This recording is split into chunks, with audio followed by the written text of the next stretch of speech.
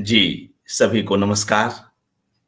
मित्रों, जैसा कि आप सभी अवगत हैं, इन दिनों हम लोग जाने-माने सामाजिक विचारक, राजनीतिकर्मी और लेखक-संपादक किशन पटनायक जी को याद कर रहे हैं और उनकी जयंती के इस अवसर पर यह एकाग्र आयोजित किया जा रहा है और साथ ही किशन पटनायक जी के बहाने साहित्य, राजनीति, संस्कृति और सामाजिक कार्य आदि से जुड़ी विभिन्न बातों पर चर्चा हो रही है।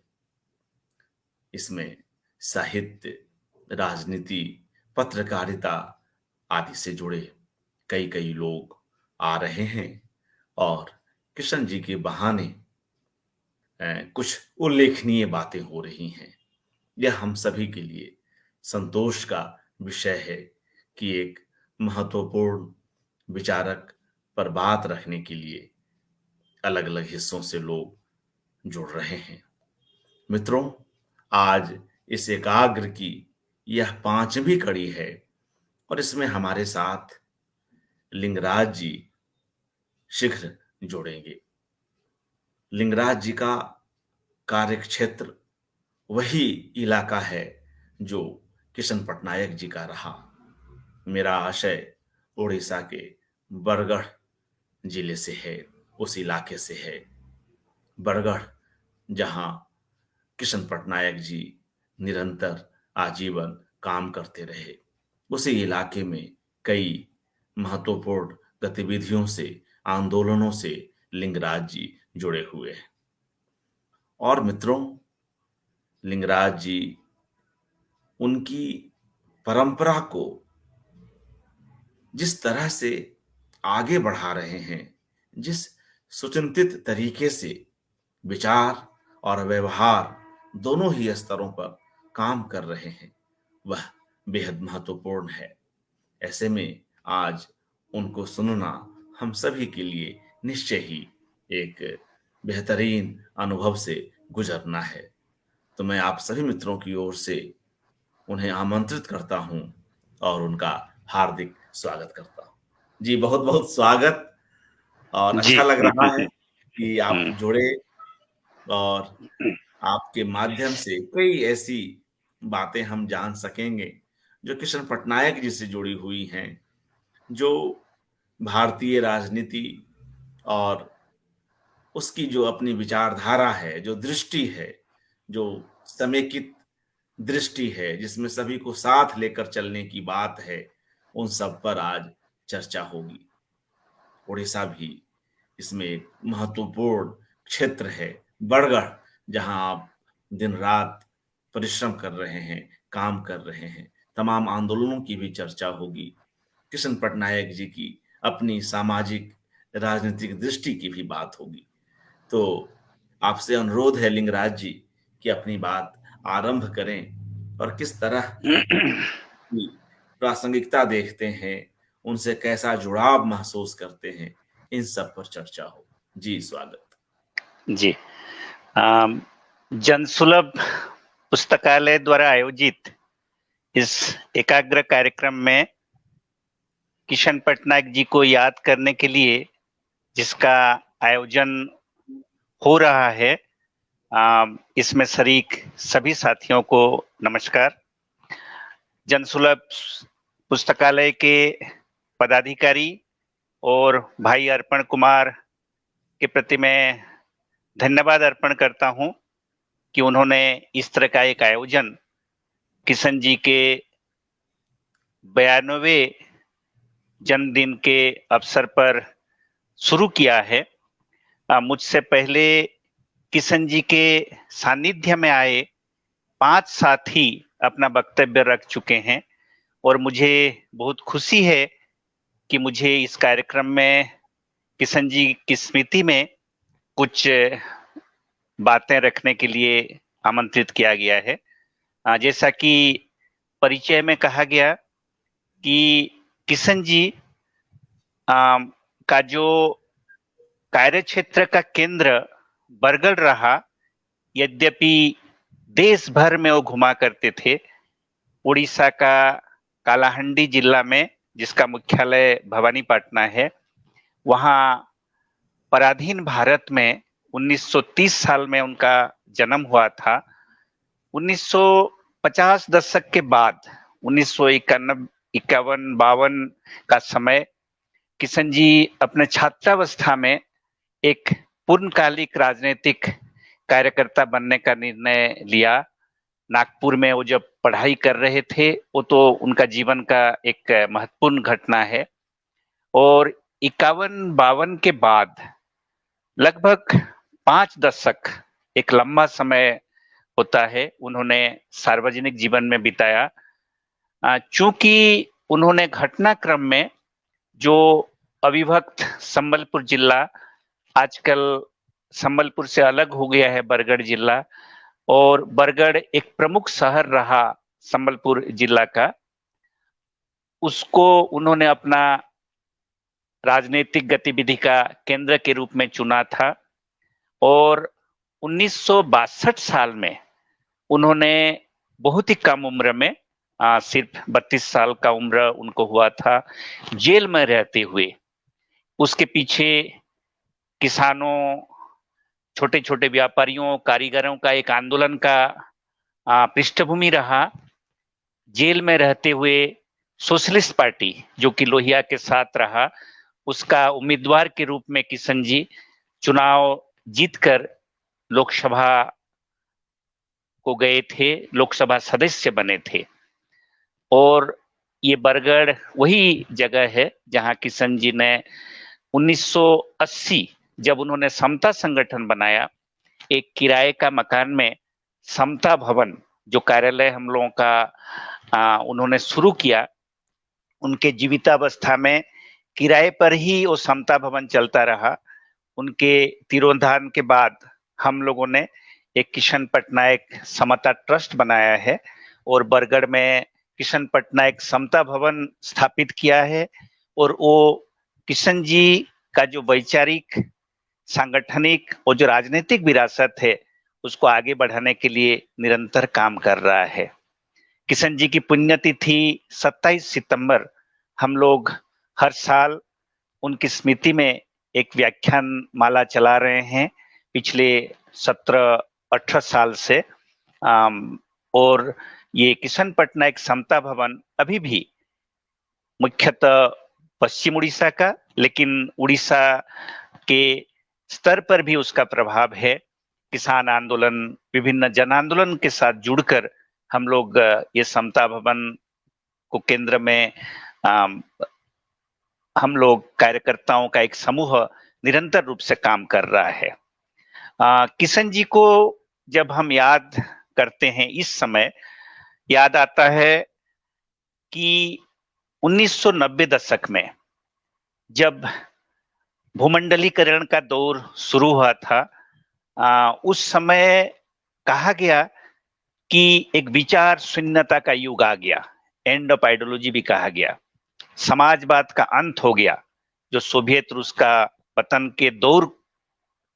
के बाद का जो दौर शुरू हुआ था 90 दशक में, किशन पटनायक हमारे देश के गिने चुने राजनीतिक चिंतक, विचारक और सक्रिय राजनीतिक कार्यकर्ता थे, जिन्होंने उस समय ये जो विचार का अंत हो गया है ऐलान हुआ, और भूमंडलीकरण ही एकमात्र रास्ता है कहा गया, समाजवाद का विचार खत्म है कहा गया, उस आह्वान को उन्होंने स्वीकारा। और किशन जी का जो 1990 दशक के बाद करीब 14 साल का जो योगदान है, वो बहुत ही महत्वपूर्ण एक दौर के रूप में हम लोग याद करना इस समय जरूरत है। इसलिए जरूरत है उसका कि किशन जी तो ऐसे एक बार सांसद बने थे 62 से 67, उसके बाद और 2 बार वो चुनाव लड़े। 1967 में भी चुनाव लड़े। उस समय वो बहुत ही कम वोट में हार गए, लेकिन हार गए। 1989 उस समय भी किशन जी ने एक इंडिपेंडेंट उम्मीदवार के रूप में चुनाव लड़े, उस चुनाव में उनका जमानत जब्त हो गया था। वो एक बहुत महत्वपूर्ण घटना है। किशन जी ने 1980 के बाद जो रास्ता चुना था, ऐसे तो 1900 जो 77 का प्रयोग हुआ जनता पार्टी का, सोशलिस्ट पार्टी का जनता पार्टी में सिर्फ विलय नहीं हुआ था। जो सोशलिस्ट कार्यकर्ता थे, नेता थे, सोशलिस्ट पार्टी एक ढंग से एक बिखराव का दौर में था।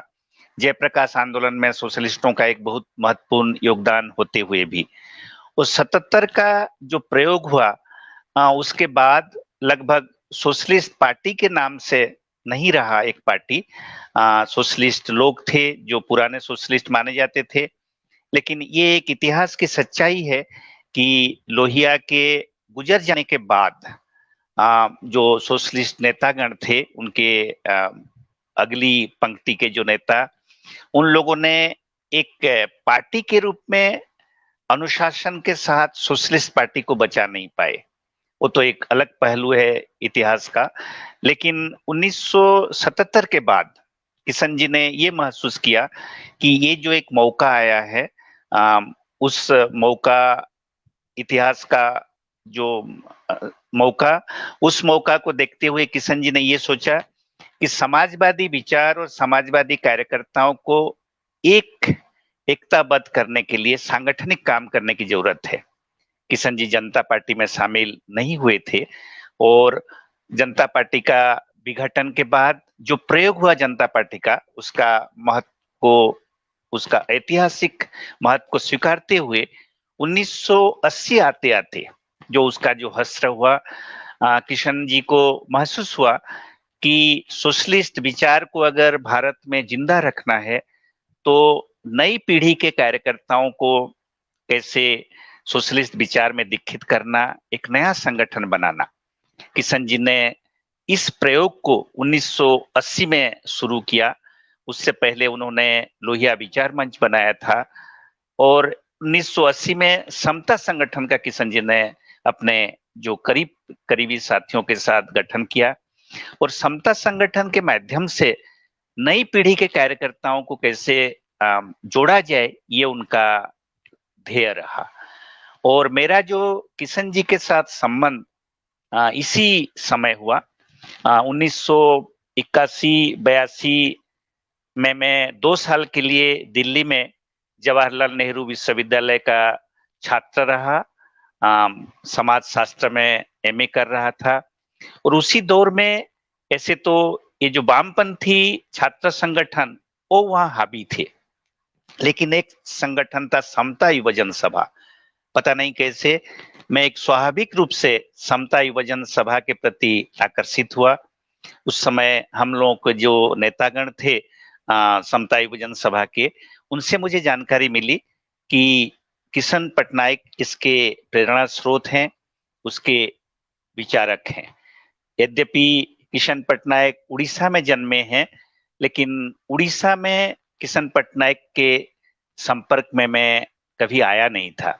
और ये भी एक सच्चाई है कि जेएनयू का छात्र होने से पहले राजनीति में, छात्र राजनीति में मेरा कोई विशेष रुचि नहीं था। लेकिन जेएनयू में मैं जब छात्र राजनीति में रुचि लेने लगा, सक्रिय हुआ, तो ये समता युवजन सभा के माध्यम से सक्रिय हुआ और जेएनयू कैंपस में ही किशन जी के संपर्क में मैं आया था। और 2 साल में जो जेएनयू में एमए की पढ़ाई किया और संयोग से हम जब एमए का दूसरा साल में थे, उस समय हम जिस छात्र संगठन के सदस्य रहे, समता युवजन सभा, जेएनयू में और 2 संगठनों के साथ मिलकर फ्री थिंकर्स और एक democratic student for democratic socialism एक संगठन था। इन संगठनों के साथ तालमेल करते हुए हम लोगों ने चुनाव भी जीता था 1 साल के लिए। 1983-84 का समय था।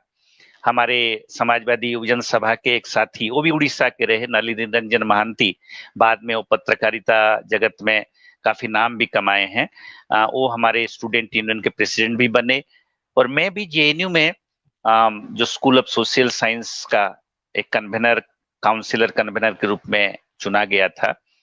और जेएनयू की राजनीति ने मुझ पर जो प्रभाव डाला, मैं एक ढंग से संकल्प ले लिया कि ये जो अनुष्ठानिक पढ़ाई है, डिग्री के लिए पढ़ाई है, इसको छोड़कर मुझे एक पूर्णकालिक राजनीतिक कार्यकर्ता बनना है। और मेरा यह जो निर्णय था जीवन का, करीब 40 साल पहले, उस निर्णय के पीछे किशन जी का प्रभाव था। उस समय हमारी पीढ़ी के कई जो ऐसे यूनिवर्सिटी कॉलेज में पढ़ने वाले विद्यार्थी इस तरह राजनीतिक कार्यकर्ता बनने का सोच रहे थे। एक तो था कि जो जयप्रकाश आंदोलन से निकले हुए छात्र युवा संघर्ष वाहिनी के कार्यकर्ताओं का एक बहुत बड़ा जमात था, हर प्रांत में था, उड़ीसा में भी था। और उसके बाद हमारे जैसे जो विद्यार्थी रहे, उन पर भी उस समय जो देश का राजनीतिक माहौल का जो प्रभाव था, हमारे जैसे कई कार्यकर्ता, आज जब हम याद करते हैं जिस पीढ़ी के हम हैं, कई कार्यकर्ता ऐसे उस हमारे पीढ़ी के एक फुल टाइमर होने का निर्णय लिए थे।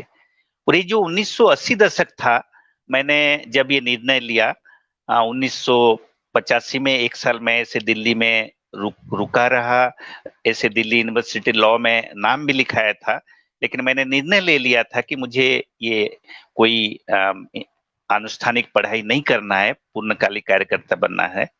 1985 से शुरू करके किशन जी के साथ मैं लगातार रहने लगा, उनके जीवन के अंतिम समय तक, 2004 तक।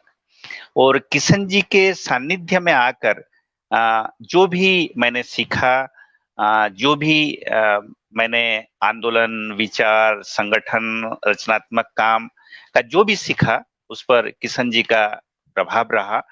मैं जब पहले साल आया तो किशन जी ने मुझे जिम्मेदारी दिया एक पत्रिका निकालने का। हम लोग शुरू किए थे भूमिपुत्र नाम का एक पत्रिका, वो 9 महीना तक चला।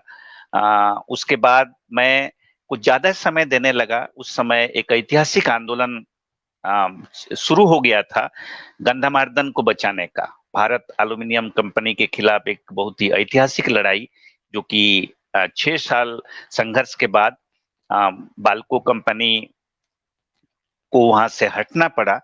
और उसी दौर में उसी संबलपुर, बरगढ़, पश्चिम उड़ीसा का जो पूरा इलाका है, किसानों को संगठित करने का भी एक समांतराल प्रयास हो रहा था। ये गंधमार्दन का आंदोलन और ये जो किसानों का आंदोलन, इस आंदोलन में किशन जी के मार्गदर्शन में हम लोग, मेरे जैसे और भी कई कार्यकर्ता जुड़े थे। और किशन जी का जो पूरा मेरा जो संपर्क, वो 1980 दशक के बाद, और हमारी पीढ़ी में मेरे जैसे कई कार्यकर्ता आए थे जिनके लिए ये जो चुनाव राजनीति, संसदीय राजनीति भी कह सकते हैं, शुरुआती दौर में ये चुनाव राजनीति के प्रति एक नकारात्मक रवैया रहा हमारी पीढ़ी में। और 1980 दशक में भी जितने जन आंदोलन उभरे थे, किसान आंदोलन हो, दलित आंदोलन हो, पर्यावरण आंदोलन हो, इन सभी आंदोलनों में एक स्वर रहा जो कि नॉन पॉलिटिकल, ऐसे तो सही शब्द होगा नॉन पार्टी, जो स्थापित राजनीतिक दल हैं उनसे अलग एक आंदोलन का एक दौर। 1980 दशक में जितने भी आंदोलन किसान आंदोलन के रूप में उभरे, और मैं जैसे बताया कि दलित आंदोलन हो, ये सब आंदोलन गैर दलीय चरित्र के रहे, लेकिन खुद को थोड़ा गैर राजनीतिक भी उस जमाने में कहा करते थे। लेकिन किशन जी जो समता संगठन का निर्माण किए थे, उसको कभी गैर राजनीतिक नहीं किया, नहीं कहा, राजनीतिक दलों से अलग एक राजनीतिक संगठन। लेकिन चुनाव राजनीति का जो पतन 1970 दशक में वो महसूस कर रहे थे, सोशलिस्ट पार्टी में उन्होंने जो अनुभव किया, उनको लगा कि ये चुनाव राजनीति एकमात्र लक्ष्य अगर हो जाता है तो चुनाव में एक पतन, राजनीति में एक पतन देखने को मिलता है, कार्यकर्ताओं में पतन देखने को मिलता है और राजनीति का चरित्र में भी पतन होने लगता है। तो किशन जी इसके बारे में बहुत सचेत हो गए थे। शायद किशन जी के प्रति हमारा जो आकर्षण रहा उस समय में, ये भी एक कारण था। अगर चुनाव लड़ना एकमात्र ध्येय होता, ये संसदीय राजनीति में कामयाबी, तो किशन जी हमें आकर्षित नहीं करते। 1980 दशक का दौर देश भर में बहुत ही एक राजनीतिक हलचल का दौर रहा। किसान आंदोलनों का जो राष्ट्रीय स्तर पर भी उभार हुआ, शरद जोशी के नेतृत्व में, प्रोफेसर नजुंडा स्वामी के नेतृत्व में कर्नाटक में, उत्तर प्रदेश में महेंद्र सिंह टिकैत के नेतृत्व में, ये जो राष्ट्रीय स्तर पर आंदोलन चल रहे थे, किशन जी भी राष्ट्रीय स्तर के नेताओं का जो एक आभा मंडल था, उसमें एक महत्वपूर्ण शख्स थे किशन पटनायक। तो 1980 दशक में किसान आंदोलन के विभिन्न राज्यों में हिस्सेदारी, स्थानीय आंदोलनों के साथ हिस्सेदारी करते हुए किशन जी खुद वहां जाते थे और हमें भी जमीनी काम करते हुए राष्ट्रीय स्तर के कार्यक्रम में जाने का मौका मिला। ये जो 1980 दशक किशन जी इन जन आंदोलनों में हिस्सेदारी करते हुए उनको कैसे एक राजनीतिक दिशा दिया जाए, राजनीतिकरण किया जाए, इसके बारे में बार बार कोशिश करते थे। जब किसान आंदोलन उभार पर था, तो उस समय भी किशन जी, जब जो राष्ट्रीय स्तर का कोऑर्डिनेशन कमेटी रहा किसान संगठनों का, वहां जब मीटिंग होती थी, वो भी ये प्रयास करते थे कि इन आंदोलनों को हम गैर राजनीतिक नहीं रख सकते, राजनीतिक होना होगा।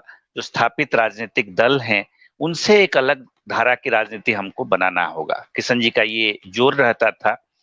और 1989 उस समय किशन जी ने चुनाव लड़ने का निर्णय लिया। चूंकि हमारे जो संबलपुर का लोकसभा क्षेत्र था, उस क्षेत्र में किसान आंदोलन में भी उनकी हिस्सेदारी थी। उस समय जो गंधमार्दन आंदोलन में भी उनकी एक भूमिका रही। हमारे जैसे कई सैकड़ों कार्यकर्ता इन सब आंदोलनों में थे। हम लोग भी उसमें सहमत हुए। लेकिन किशन जी ने उस समय निर्णय लिया कि जो कांग्रेस विरोधी जो खेमा बन रहा है, जो जनता दल बना उस समय, किशन जी का ये कहना था कि मैं जनता दल का उम्मीदवार नहीं बनूंगा। तो किशन जी एक स्वाधीन उम्मीदवार के रूप में चुनाव लड़ने का निर्णय लिए। उस समय के उड़ीसा के जो सबसे बड़ा नेता थे बीजू पटनायक, वो बार बार कोशिश किए किशन जी को समझाने के लिए कि आप पार्टी में ना आए, लेकिन पार्टी का सिंबल लेके चुनाव लड़ें। लेकिन किशन जी ने निर्णय लिया, एक स्वाधीन उम्मीदवार के रूप में उन्होंने चुनाव लड़ा। और माहौल जो बना था कि कांग्रेस को हराने का, तो उसमें किशन जी बुरी तरह हारे, उनका जमानत जब्त हुआ। ये जो घटना है, इस घटना के बाद किशन जी और करीब 15 साल, करीब 1.5 दशक किशन जी जिंदा रहे। और किशन जी का जो राजनीतिक व्यक्तित्व का जो उभार या जो प्रस्फुटन हम देखते हैं, ये 1.5 दशक में। हमारे जैसे कार्यकर्ता जो नए नए चुनाव राजनीति में एक अनुभव किए थे, उन लोगों के लिए तो एक बहुत ही एक बुरा असर जैसा था, एक शौक जैसा था हम लोगों को कि किशन जी जैसे व्यक्ति को लोगों ने वोट नहीं दिया।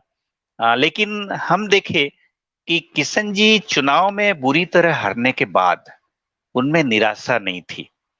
और 90 दशक में हम जब किशन जी के एक जो वैचारिक काम को, सांगठनिक काम को देखेंगे, तो लगेगा किशन जी का जो पूरा शख्सियत था, वो एक स्थित प्रज्ञा, जो गीता में कहा जाता है कि स्थित प्रज्ञा जो व्यक्ति, किशन जी को हम उसी ढंग से याद कर सकते हैं। चुनाव में हार जाना, ये किशन जी के लिए कोई निराशा का दौर या राजनीति को कोसना, ये कभी नहीं रहा। 1990 दशक में किशन जी का जो योगदान है राजनीति में, वो बहुत महत्वपूर्ण है।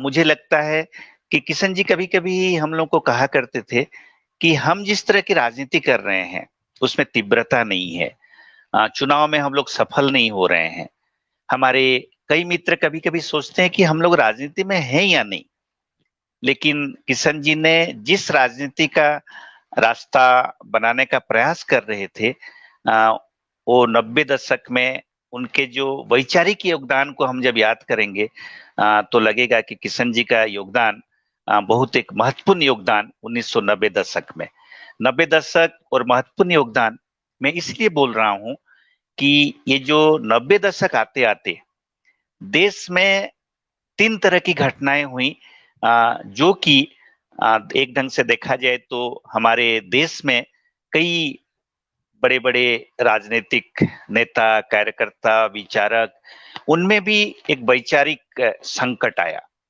पहली घटना थी कि 1991 आते-आते एक भयंकर आर्थिक संकट आया और उसी के साथ शुरू हुआ ये जो मनमोहन सिंह अर्थमंत्री होते हुए जो उदारीकरण की अर्थनीति, उदारीकरण, भूमंडलीकरण, निजीकरण, ये जो शब्द आए एलपीजी के नाम से, जो एक नया युग शुरू हुआ अर्थनीति में, जिसका प्रभाव राजनीति पर, संस्कृति पर पड़ना शुरू हुआ। तो ये जो भूमंडलीकरण का दौर, इसी के साथ साथ दो और घटनाएं इसके पृष्ठभूमि में हुई। एक घटना थी कि ये जो वीपी सिंह की सरकार थी, उसी समय ये जो मंडल कमीशन का सिफारिश को लागू करने का निर्णय, और मंडल कमीशन का सिफारिश को लागू करने का निर्णय के साथ साथ देश भर में आरक्षण के खिलाफ बहुत ही भयंकर आंदोलन देखने को मिला। और ये जो उथल पुथल हुआ मंडल के साथ, उसी के साथ आ गया ये जो भारतीय जनता पार्टी की ओर से ये बाबरी मस्जिद को ढहाने के लिए एक अभियान एल के आडवाणी के नेतृत्व में उस समय जो बाबरी मस्जिद विध्वंस के लिए पूरा एक राष्ट्रीय अभियान चलाया गया। ये जो 3 घटनाएं हैं, कहा जाता है मंडल, कमंडल, और चूंकि उस समय ये जो नई आर्थिक नीति आ रही थी, उसको एक ये जो नई आर्थिक नीति, तो उस समय ये जो ड्राफ्ट कहा जाता था, डंकेल ड्राफ्ट, तो कुछ लोगों ने उस समय ये मंडल, कमंडल और डंकेल भी कहा करते थे। तो हमारे राष्ट्रीय जीवन में ये एक बहुत बड़ा उथल पुथल का दौर था। और इस दौर में हम देखते हैं कि एक वैचारिक स्तर पर हमारे मुल्क में एक बहुत बड़ा एक संकट जैसी स्थिति पैदा हुई। कई लोग जो कि एक समय समतावादी, समाजवादी विचार के रहे, कम्युनिस्ट विचार के रहे, या आरक्षण का सवाल को लेकर, आर्थिक नीति का सवाल को लेकर उनमें द्वंद, उहापोह, इस तरह की स्थिति पैदा होने लगी। उसी तरह ये जो बाबरी मस्जिद विध्वंस की घटना, इसके बाद जो सांप्रदायिक माहौल देश में बना, हिंदू मुस्लिम का सवाल, सांप्रदायिकता का सवाल, राष्ट्रवाद का सवाल, इन सवालों को लेकर एक बहुत बड़ा द्वंद राष्ट्रीय स्तर पर देखने को मिला। और उस दौर को हम जब याद करते हैं और उसी दौर के किशन जी के जो साहित्य को हम जब पढ़ते हैं, क्योंकि किशन जी के साहित्य में उसी दौर में 2 संकलित निबंध माला, क्योंकि किशन जी अपने राजनीतिक कर्म के साथ उनका जो लेखन, विचार निर्माण, इसको बहुत ही महत्व दिया करते थे। और हम इस बात को याद करने की जरूरत है कि हमारे देश में ये जो आजादी के बाद जो एक विचारधारा जो डॉक्टर लोहिया ने शुरू किया और उसको जयप्रकाश नारायण का जो संपूर्ण क्रांति आंदोलन ने एक ढंग से सींचा, किशन जी ने 1980 दशक के बाद इस विचारधारा को, जो उनकी आंदोलन में सक्रियता के साथ साथ बाबा साहेब आम्बेडकर का विचार, नारीवादी विचार जो उभरा 80 दशक में, किसान आंदोलन को नए परिप्रेक्ष्य में देखना, पर्यावरण का सवाल को नए परिप्रेक्ष्य में देखना, किशन जी का एक जो वैचारिक नजरिया, वो एक बहुत ही परिपक्व स्तर पर पहुंचा था 1990 दशक में। और 1990 दशक में उनके जो 2 निबंध संकलन निकले, एक जो अरविंद मोहन भाई ने पहले निकाला था, भारत शूद्रों का होगा। बहुत ही याद करने लायक है कि किशन जी ये जो भारत शूद्रों का होगा उनका जो निबंध संकलन में ये 3 सवालों को जिस तरह अपने लेखन के माध्यम से, विचार के माध्यम में प्रस्तुत करते हैं, उससे एक बहुत ही एक संतुलित दृष्टिकोण कार्यकर्ताओं के दिमाग में आता है। जो कि वैचारिक संकट उस दौर में शुरू हो गया था, उस वैचारिक संकट का एक जवाब के रूप में किशन जी का ये जो भारत शूद्रों का होगा, हम जब निबंधों को एक साथ पढ़ते हैं, ये जो भूमंडलीकरण का दौर शुरू हुआ, ये जो सांप्रदायिकता का जो पूरा माहौल देश भर में बना, और ये जो सामाजिक न्याय का सवाल, इन सवालों को कैसे एक संतुलित दृष्टिकोण से देखा जाए, और उसी दौर में जो राजनीतिक उथल पुथल में भी जो प्रयोग के संकेत दिख रहे थे, सांप्रदायिकता का सवाल से जूझने के लिए उत्तर प्रदेश में ये जो कांसीराम और मुलायम सिंह का एक राजनीतिक समीकरण, किशन जी ने इसको सकारात्मक रूप में तो देखा, क्योंकि भाजपा की जो सांप्रदायिक राजनीति को चुनाव में एक पराजित करने की जो घटना हुई, लेकिन उन्होंने ये भी चेताया था कि सिर्फ चुनाव समीकरण, चुनाव में जीत जाना, ये कभी ये जो सामाजिक न्याय की ताकत को टिकाऊ नहीं रख सकता। एक स्पष्ट विचार, एक स्पष्ट आर्थिक नीति, सामाजिक नीति, इसको भी बनाना होगा, तभी शूद्रों की राजनीति मजबूत हो पाएगी। ये जो भारत शूद्रों का होगा किशन जी के विचार श्रृंखला है, ये आज भी कितना प्रासंगिक है, अभी उसको जो साथी हमारे अध्ययन किए हैं या जो अभी अध्ययन करने के लिए जिनको मौका मिलता है वो समझ पाते हैं। आज जो दौर से हम गुजर रहे हैं, ये पिछले 7-8 साल में जब संघ परिवार भाजपा का सामाजिक, राजनीतिक, सांस्कृतिक स्तर पर इतना वर्चस्व बढ़ गया है, उसी तरह किशन जी का जो निबंध संकलन 1995 में 96 में आया, वो था विकल्पहीन नहीं है दुनिया। ये सिर्फ भारत में ही नहीं, दुनिया भर में ये जो एक आह्वान के रूप में जो विश्व पूंजीवाद ने प्रस्तुत किया, सोवियत रूस का पतन के बाद और सोवियत रूस का विघटन के बाद, और ये जो अमेरिकी वर्चस्व वाली ये जो भूमंडलीकरण की अर्थनीति, इसका कोई विकल्प नहीं है। उस समय कहा गया कि देयर इज नो ऑल्टरनेटिव। तो किशन जी का जो निबंध संकलन निकला, विकल्पहीन नहीं है दुनिया। किशन जी उस दौर में हमारे राष्ट्रीय स्तर पर जो आंदोलनों का एक विचारक के रूप में उभर अपना योगदान देते हुए जो अंतरराष्ट्रीय स्तर पर भी जो हलचल चल रहा था, जैसे एशियन सोशल फोरम का कार्यक्रम हैदराबाद में हुआ, वर्ल्ड सोशल फोरम का कार्यक्रम मुंबई में हुआ, जो कि भूमंडलीकरण के खिलाफ एक विकल्प प्रस्तुत करने के लिए जन आंदोलनों का एक जमावड़ा कह सकते हैं, जन आंदोलनों का एका नहीं कह के जमावड़ा कह सकते हैं। उन जमावड़ा में किशन जी लगातार जाया करते थे, और ये 1990 दशक में जितने भी जन आंदोलन उभरे, उन जन आंदोलनों में ये जो भूमंडलीकरण के खिलाफ जो स्वर रहा, उसको कैसे एक वैचारिक दिशा दिया जाए, किशन जी का ये लगातार प्रयास रहा।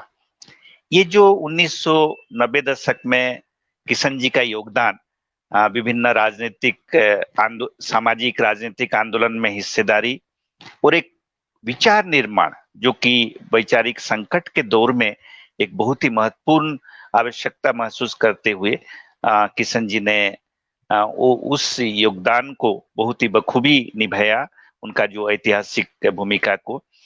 तो किशन जी 1990 दशक का मध्य आते आते उनका जो अपने साथियों के साथ प्रयास रहा कि 1990 दशक शुरू होते होते ये जो राजनीतिक चुनौती देश के सामने आई, उन्होंने महसूस किया कि जो जन आंदोलन का जो ऊर्जा है, उसका अगर राजनीतिकरण नहीं किया जाएगा तो ये ऊर्जा देखते ही देखते समाप्त हो जाएगा।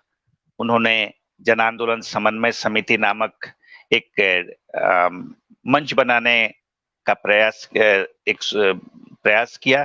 और उसके साथ साथ 1995 में, 1995-96 हम कह सकते हैं, दिसंबर 31 और जनवरी 11, उन्होंने जन आंदोलनों के जो कार्यकर्ता उभरे थे, 1980 दशक के विभिन्न जन आंदोलनों के कार्यकर्ता, और जिनका समाजवादी विचार के प्रति रुझान रहा, उनको लेकर एक समाजवादी जन परिषद नाम का एक राजनीतिक दल बनाया। वो राजनीतिक दल बनने के बाद जो अनुभव रहा है, उसका एक विश्लेषण करना एक तो अलग पहलू है। लेकिन किशन जी उस समय एक राजनीतिक दल बनाने के साथ साथ उसी दौर में एक और भी जन आंदोलनों का समन्वय समिति उसी साल ही एक ढंग से शुरू हुआ, जन आंदोलनों का राष्ट्रीय समन्वय, एनएपीएम।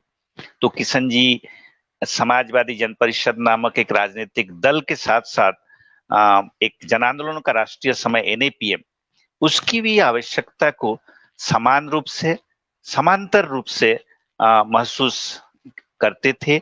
और वो दोनों के कार्यक्रमों में किशन जी नियमित रूप से जाते थे और समाजवादी जन परिषद को एक समाजवादी विचार का, कार्यकर्ताओं का एक औजार के रूप में कैसे तैयार किया जाए, एक आंदोलन के साथ साथ संघर्ष के साथ साथ रचनात्मक काम, विचार निर्माण का काम, और उसी के साथ साथ चुनाव में हिस्सेदारी के लिए भी उस दल को कैसे तैयार किया जाए, उसका लगातार प्रयास रहा। लेकिन ये जो भूमंडलीकरण का दौर, इस दौर में राजनीति का चरित्र में भी काफी तेजी बदलाव आने लगा था और समाजवादी जन परिषद को एक चुनावी राजनीति का औजार के रूप में खड़ा करना वो कभी संभव नहीं हुआ।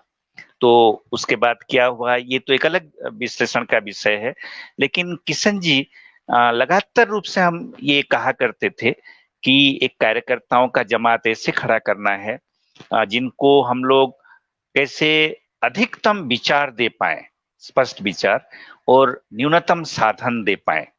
राजनीतिक, एक नया राजनीतिक दल के लिए आजादी के तुरंत बाद देश में जो माहौल रहा, सोशलिस्ट पार्टी न्यूनतम साधन में काम कर पा रहा था, लेकिन न्यूनतम साधन भी जुटाना ये भूमंडलीकरण का दौर में एक आदर्शवादी राजनीतिक दल के लिए कितना कठिन है, ये भी महसूस होने लगा।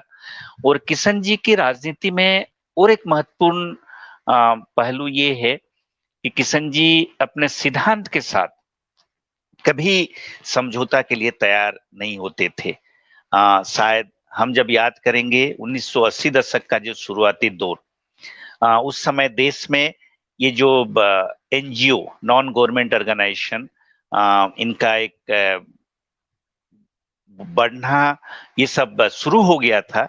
और उसी के साथ साथ एनजीओ को विदेशी धन आने का सवाल, भारत में जो गिने चुने लोग राजनीतिक गतिविधि के लिए विदेशी धन से कैसे दूर रहने की जरूरत है कार्यकर्ताओं को, इसको एक मुद्दा बनाया। उनमें किशन जी एक महत्वपूर्ण व्यक्ति थे। इसको लेकर आज कई तरह के चर्चा की अपेक्षा रहता है, लेकिन किशन जी ने इस सवाल को जो उठाया वो एक बहुत महत्वपूर्ण सवाल है। और किशन जी जो संगठन बना रहे थे उस समय, समता संगठन, उसको नुकसान भी झेलना पड़ा कि 1980 दशक के उस दौर में कई जो राजनीतिक कार्यकर्ता की तैयारी हो रही थी, उन कार्यकर्ता विदेशी धन पर निर्भर कर रहे थे।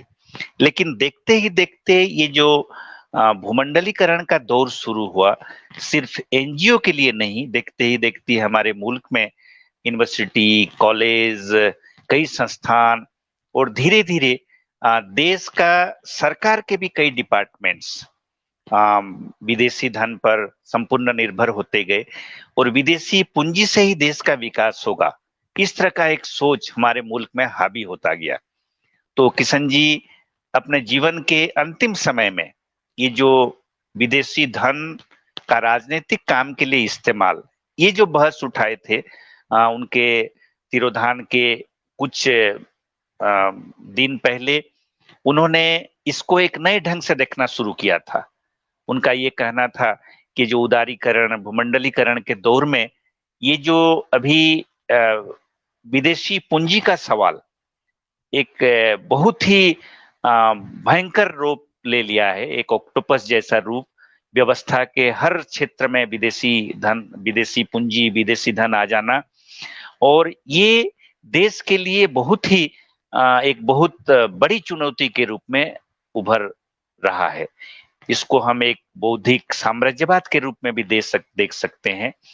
और उन्होंने ये जो भूमंडलीकरण का दौर शुरू होने के बाद अपनी राजनीति का, जो किशन जी राजनीति का जो अर्थ कहा करते थे, अपनी राजनीति का एक महत्वपूर्ण चुनौती के रूप में वो सोचना, समझना और समाज को और आम आदमी को दिशा देना, इसको उन्होंने अपना एक बहुत महत्वपूर्ण काम के रूप में देखने लगे थे। जैसे हम याद करेंगे किशन पटनायक चूंकि डॉक्टर राम मनोहर लोहिया को अपना राजनीतिक गुरु मानते थे, तो डॉक्टर राम मनोहर लोहिया जैसे धर्म और राजनीति के बीच संपर्क, धर्म को एक दीर्घकालीन राजनीति और राजनीति को एक स्वल्पकालीन धर्म के रूप में देखने का एक नजरिया डॉक्टर लोहिया दिए थे। किशन पटनायक 2000 आते आते वो अपनी राजनीति की जो परिभाषा देते हैं, 2001 जब किशन जी को 70 साल पूरा हो गया था, 7 दशक अपने जीवन का उन्होंने पार कर चुके थे। उस समय किशन जी अपने जो युवा कार्यकर्ताओं के नाम एक पत्र लिखे थे, जिसका शीर्षक था मित्रों के नाम पत्र। तो उस पत्र में किशन जी अपने जो राजनीति और जो चुनाव राजनीति से जो विफलता का अनुभव, ये सब के बारे में संकेत देते हुए उन्होंने ये लिखा था कि जो भूमंडलीकरण के चलते जो पतन, मानव समाज का पतन और मानव समाज का जो संकट, उससे जूझना ही मेरी राजनीति का प्रधान उद्देश्य है। किशन जी अपनी राजनीति को ये 2000 आते आते इस ढंग से परिभाषित करते हैं।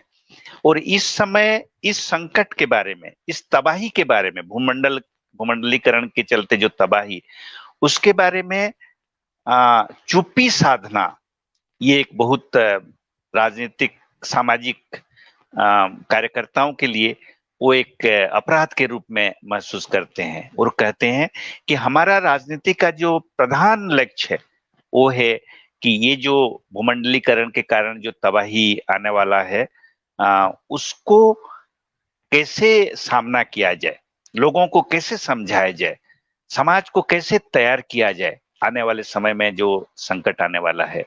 किशन जी अपने जीवन के अंतिम समय में अपने राजनीति का लक्ष्य इसी ढंग से परिभाषित किए थे। और किशन जी ये भूमंडलीकरण को एक मुख्य प्रधान चुनौती के रूप में स्वीकारने के साथ साथ ये जो एक वैचारिक एक ढंग से हम कहें वैचारिक विभ्राट कार्यकर्ताओं के मन में शुरू हो गया था, उसका कैसे स्पष्टता लाया जाए, उस वैचारिक नजरिया को कैसे साफ किया जाए, उसके बारे में जो उनका भूमिका है उसको हम जब याद करते हैं, अध्ययन करते हैं, तो लगता है कि किशन जी हमारे समय के एक बहुत ही दूरदृष्टा राजनीतिक चिंतक रहे।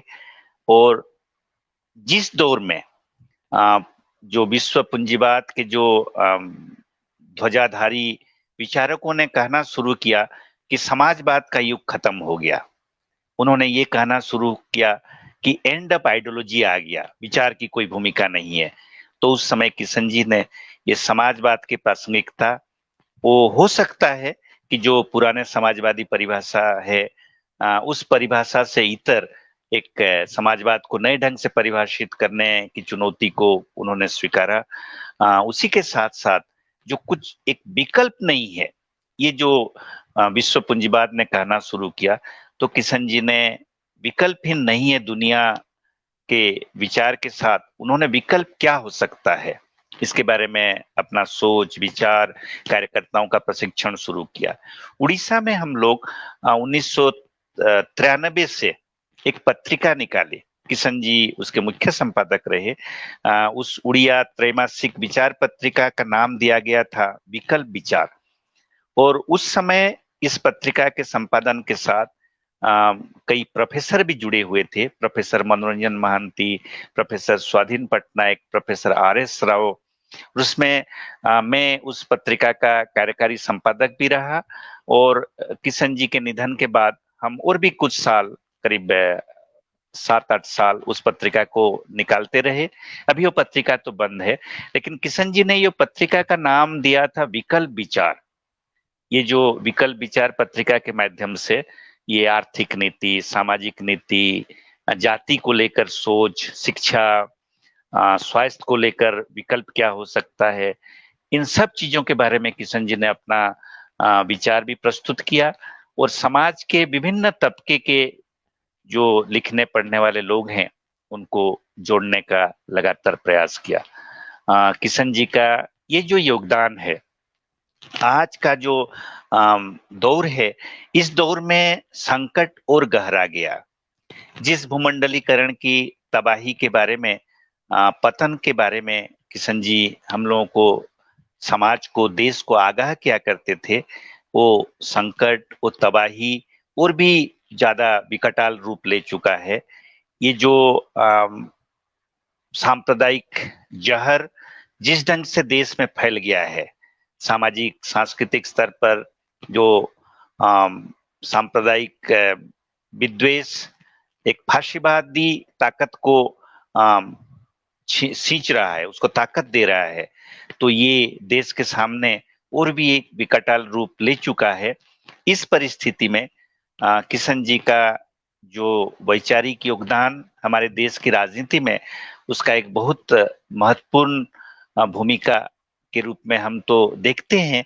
लेकिन जो चुनौती हमारे सामने है, वो चुनौती ये है कि जो संसदीय राजनीति, ये संसदीय राजनीति में जिस कदर एक पतन हो चुका है और जिस तरह के ताकतें, जिस तरह के व्यक्ति उसमें उनको सफलता मिल रहा है, हम जब याद करते हैं समाजवादी जन परिषद का निर्माण जिस समय हुआ था, उससे ये राजनीति को एक आदर्शवादी राजनीति को एक बेहतर बनाने का जो प्रयास किशन जी के जमाने हो रहा था, उस समय जितनी चुनौती थी, वो चुनौती और भी बहुगुणित हो गया है।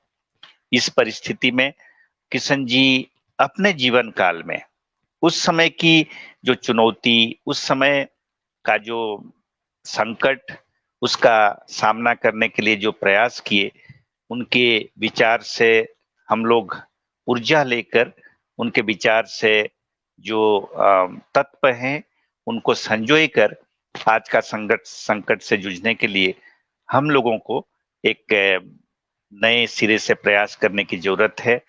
और किशन जी आजाद भारत में एक समाजवादी चिंतक, मौलिक चिंतक, एक प्रखर चिंतक के रूप में याद किए जाते हैं।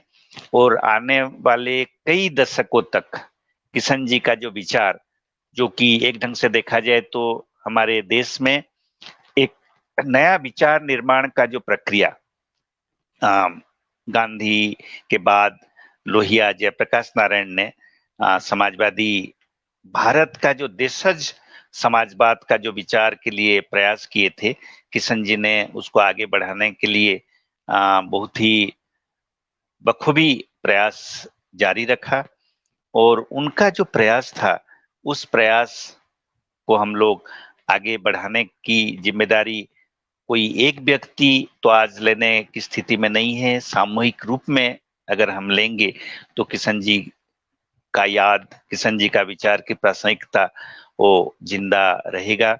और किशन पटनायक जी का जो पूरा जीवन है, वो जीवन को हम जब याद करते हैं तो कभी कभी ऐसा भी लगता है कि उनके जैसे राजनीतिक नेता वो खुद का तो परिचय देते हुए खुद को एक राजनीतिक कार्यकर्ता कहा करते थे, किंतु हम तो उनको एक राजनीतिक नेता ही कहेंगे। उनका जो आचरण, जैसे उन्होंने निर्णय लिया था कि ये जो सांसद और विधायक, इनका जो पेंशन लेना, इसको किशन जी एक गुनाह के रूप में मानते थे। सिर्फ मानते नहीं थे, वो अपना सांसद के रूप में पेंशन को लंबे समय तक नहीं लेते थे। 1990 के बाद जब ये दबाव बना, चंद्रशेखर जब प्रधानमंत्री बने और जो पूर्व सांसदों को रेल यात्रा के लिए जो सुविधा मिला, तो उस समय ये उसके साथ जुड़ा हुआ था कि जो पेंशन ले रहे हैं वही ये जो रेल यात्रा की सुविधा ले सकते हैं। तो 90 के बाद ही किशन जी ने कार्यकर्ता साथियों के दबाव से ही पेंशन लेना शुरू किया था, लेकिन उनका स्टैंड ये साफ था कि एक उम्र के बाद ही कोई व्यक्ति जो भी उसका काम हो पेंशन ले सकता है, लेकिन वो उम्र से पहले कभी किसी को पेंशन नहीं मिलना चाहिए। लेकिन सांसद विधायकों का जो पेंशन, कोई 25 साल का नौजवान भी अगर सांसद बनता है, विधायक बनता है, तो जीवन भर पेंशन लेता है। किशन जी पेंशन ग्रहण करने को लेकर जो आचरण, जो सिद्धांत, उसको अपने आचरण में पालन करते हुए एक बहुत ही अपरिग्रह व्यक्ति थे। अपना व्यक्तिगत संपत्ति न करने का उनका निर्णय, शादी करते हुए उन्होंने निर्णय लिया था अपनी पत्नी की सहमति से कि हमें संतान पैदा नहीं करना है।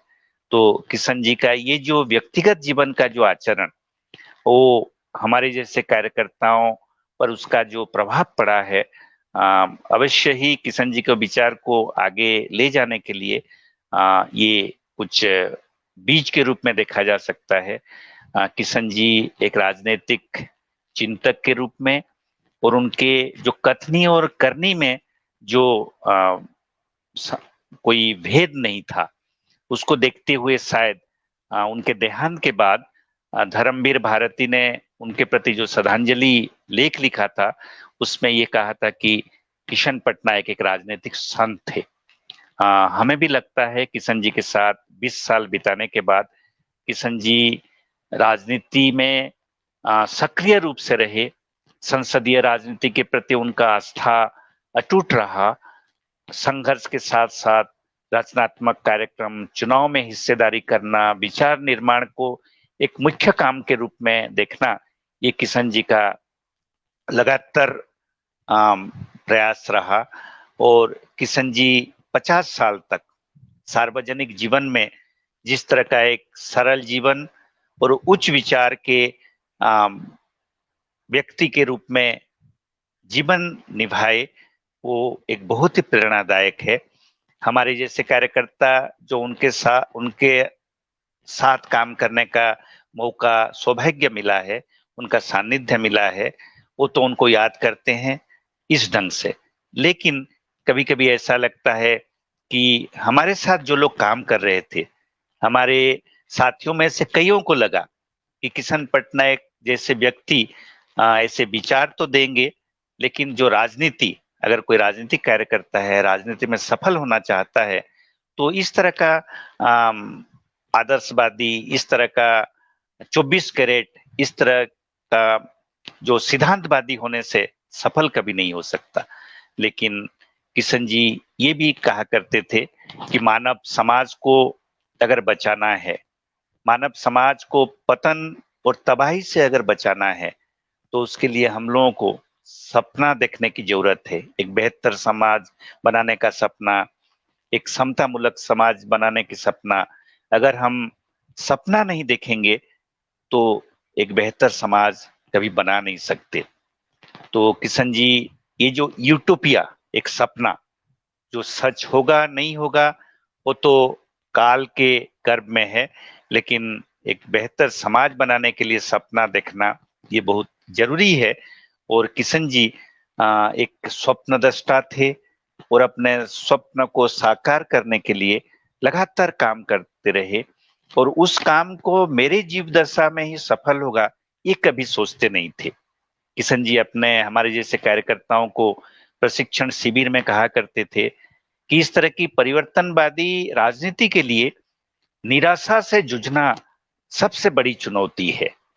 तो निराशा से कैसे जूझना उसके लिए एक इतिहास बोध किशन जी अपने लेखों में, अपने विचारों में दिया करते थे। और निराशा से जूझते हुए एक बेहतर समाज बनाने के लिए लगातार निरंतर काम करने वाले एक जमात खड़ा करने की जरूरत है। ये किशन जी का स्वप्न रहा। कुछ लोग कह सकते हैं वो एक यूटोपिया था, लेकिन किशन जी लगातार उस दिशा में काम करते रहे। और उनसे पहले भी इतिहास में इस तरह के कई शख्स पैदा हुए हैं, लेकिन किशन जी को हमारे समय का एक युग पुरुष के रूप में याद करने की जरूरत है। और सही मायने में किशन जी एक युग पुरुष थे। राजनीति में पूरा ओतप्रोत होते हुए एक आदर्शवाद, एक सिद्धांत से जुड़ा हुआ एक राजनीति कैसे हम लोग खड़ा कर सकते हैं, जिसका मकसद सिर्फ सत्ता में काबिज होना नहीं है, समाज को बेहतर बनाना, मानव समाज को तबाही और पतन से रोकना। ये किशन जी की राजनीति का लक्ष्य रहा। और किशन जी के साथ जो भी जितने समय के लिए हम लोग काम करने का खुद को सौभाग्यशाली मानते हैं, किशन जी का इस प्रेरणा को हम लोग अपने जीवन में कितना साकार कर सकते हैं और आगामी पीढ़ी को उस विचार को, उनके जीवन आचरण को हम लोग कितना दे सकते हैं, यही किशन जी के लिए सबसे बड़ी श्रद्धांजलि होगी। और किशन जी की याद को इस तरह कई संस्थाओं, कई संगठनों, कई मंचों के माध्यम से, साहित्य के माध्यम से, रचनात्मक कार्यक्रम के माध्यम से जिंदा रखना हम सब लोगों का एक सामूहिक जिम्मेदारी है। इसी के साथ ये जो कार्यक्रम का आयोजन जन सुलभ पुस्तकालय बिलासपुर की ओर से शुरू किया गया है, और मुझे किशन पटनायक के एक साथी सहयोगी के रूप में, और किशन पटनायक को मैं खुद अपना राजनीतिक गुरु के रूप में मानता हूं, और उनका विरासत को आगे बढ़ाने के लिए बरगढ़ को केंद्र करते हुए मैं खुद काम कर रहा हूं। और इस काम को आगे बढ़ाने के लिए संकल्प के साथ किशन जी को श्रद्धांजलि अर्पित करते हुए मैं आज इस वक्तव्य को विराम देता हूं। धन्यवाद जी, बहुत बहुत शुक्रिया लिंगराज जी इस सुचिंतित वक्तव्य के लिए। और जैसा हमारे एक साथी लिख रहे हैं, केपी शाह जी, आपके इस वक्तव्य को लेकर कि बहुत ही सुंदर, स्पष्ट, पारदर्शी, प्रभावी, सत्य विवेचन श्रद्धेय किशन जी का यहां पर किया गया। और हम सभी मित्रों इस बीच लिंगराज जी को सुनते हुए यह महसूस करते रहे, लगभग 2 दशकों तक का साथ लिंगराज जी का रहा उनके साथ। और जिस तरह से पत्रिकाओं के साथ जुड़ाव हो, उड़ीसा में साथ मिलकर काम करने के अवसर हो, या उससे पहले दिल्ली में भेंट हो, इन सभी से किस तरह लिंगराज जी अपने आप को समृद्ध करते हैं, उनकी दृष्टि से इसे भी हम देखते हैं। और जो एक किसी सामाजिक राजनीतिक कार्यकर्ता का जो अपना एक फर्स्ट हैंड एक्सपीरियंस होता है, उसे भी आज के इस वक्तव्य में हम महसूसते हैं।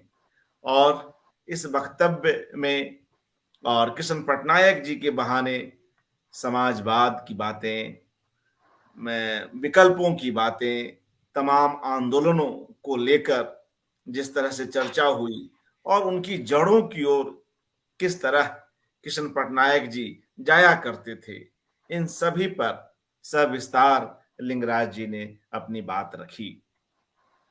उनका निजी जीवन किस तरह का था, और निजी जीवन में भी ऐसे कितने उदाहरण थे उनकी निजी जीवन शैली के, जिनसे भी हम प्रभावित हुआ करते थे।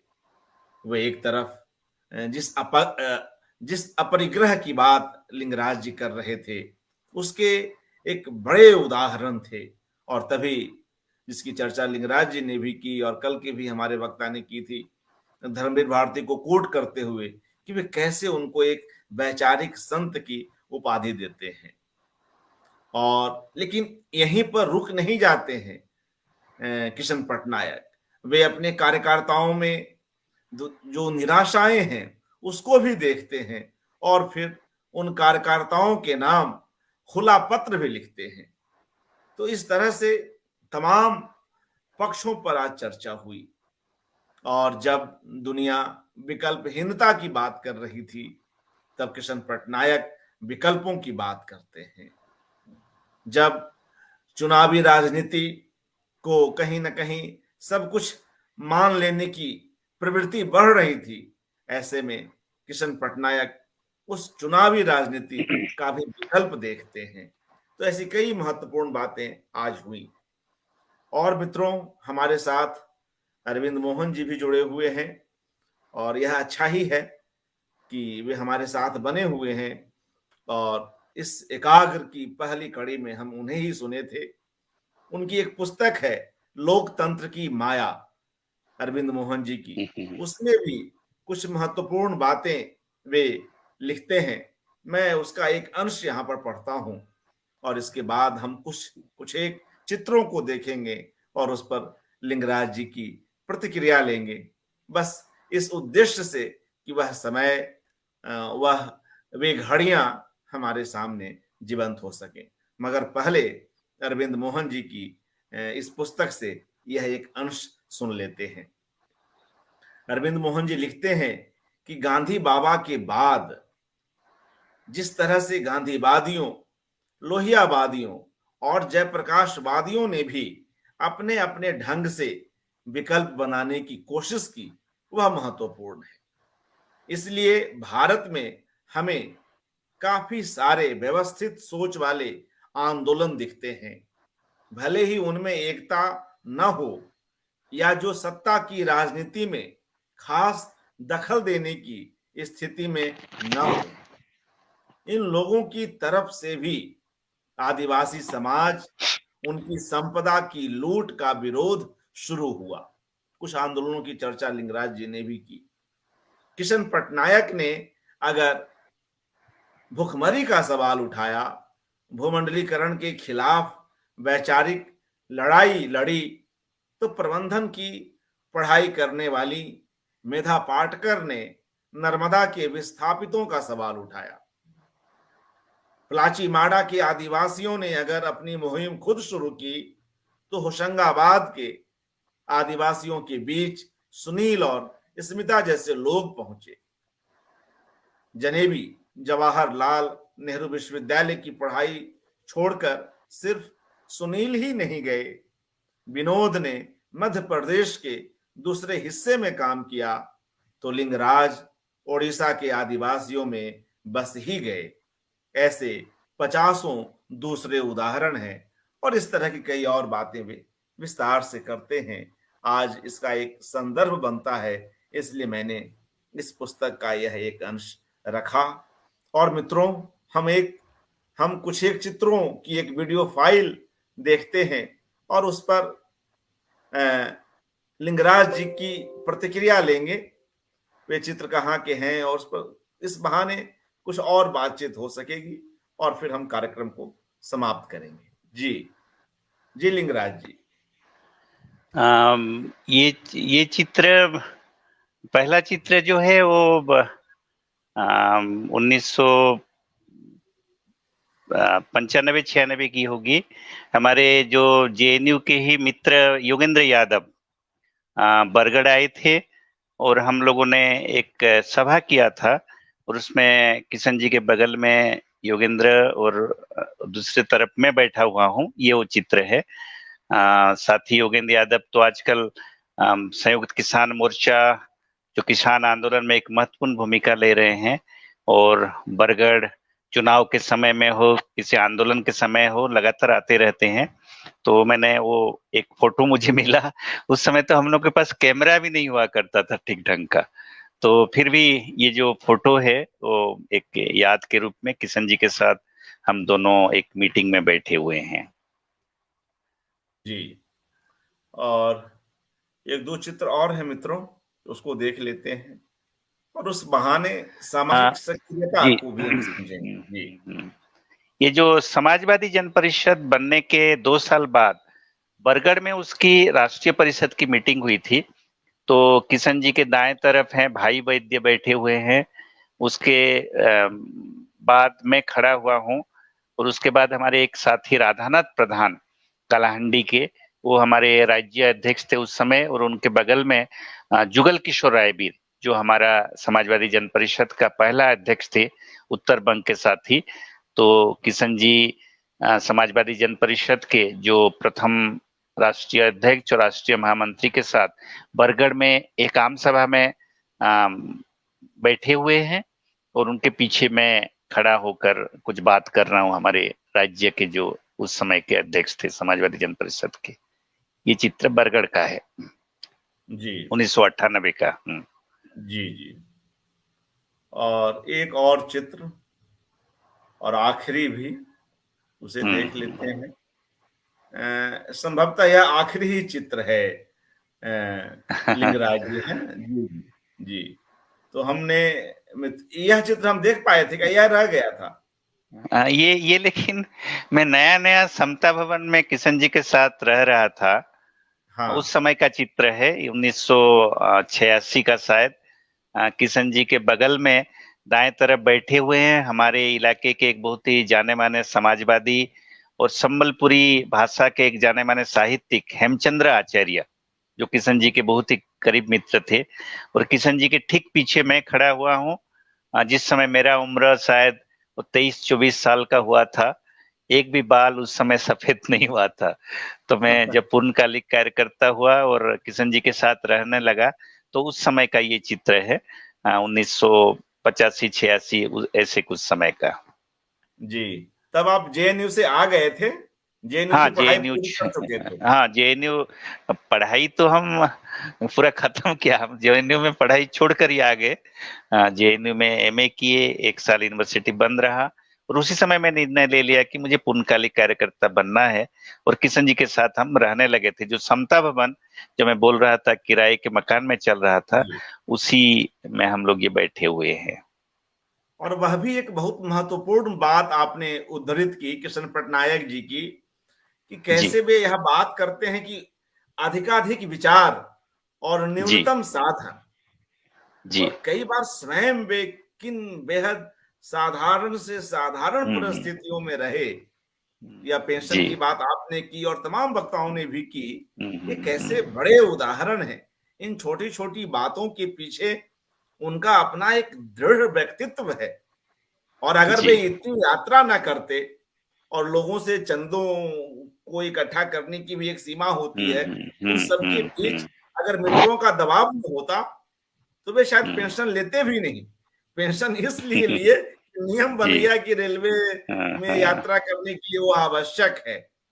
जी, जी, जी। तो इस तरह से देखते हैं साथियों कि हुँ, एक इस तरह का व्यक्तित्व, एक विराट व्यक्तित्व कैसे बनता है। जी। हुँ, और हुँ। हर चीज में देखिए, सादगी देखिए, या तमाम जो उनकी अपनी दृष्टि है, जिसमें जी, जो जिस देशज समाजवाद की बात लिंगराज जी ने की, कैसे उसके पुरोधा के रूप में आते हैं हमारे सामने कृष्ण पटनायक जी। और अगर हम राम मनोहर लोहिया की भी बात आपने लिंगराज जी की, तो किस तरह राम मनोहर लोहिया भी साहित्य को, संस्कृति को राजनीति के साथ लेकर चलते हैं। और स्वयं किशन पटनायक भी साहित्य हो, पत्रकारिता हो, इन सब में कितने गहरे जुड़े हुए हैं।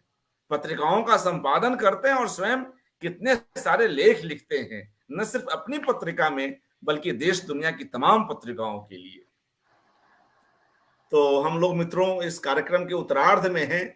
बस चलते चलते किशन जी की ही एक और महत्वपूर्ण पुस्तक, किसान आंदोलन दशा और दिशा, से एक अंश पढ़ता हूं। इस पुस्तक की भूमिका का एक अंश, चूंकि आज चर्चा सुनील जी की भी हुई, जो आज हमारे बीच नहीं है। तो सुनील जी अपनी इस भूमिका में, किसान आंदोलन दशा और दिशा की भूमिका में कृष्ण पटनायक को लेकर क्या लिखते हैं, इसे सुन लेते हैं और इस माध्यम से हम सुनील जी को भी याद करते हैं। सुनील जी लिखते हैं कि कृष्ण पटनायक भारत के प्रमुख समाजवादी चिंतक और कर्मी रहे। भारतीय राजनीति में जन आंदोलनों की बढ़ती भूमिका को उन्होंने बहुत पहले पहचाना, समझा, उनसे एक रिश्ता बनाया और उन्हें एक वैचारिक दिशा देने की कोशिश की। किसान आंदोलनों के भी वे प्रबल समर्थक रहे। व्यवस्था परिवर्तन की किसी भी प्रक्रिया में वे किसानों और किसान आंदोलनों की एक महत्वपूर्ण भूमिका मानते थे। वे किसान आंदोलन के इस पूरे दौर के भागीदार, गवाह, नजदीक के पर्यवेक्षक तथा हस्तक्षेप करने के इच्छुक रहे।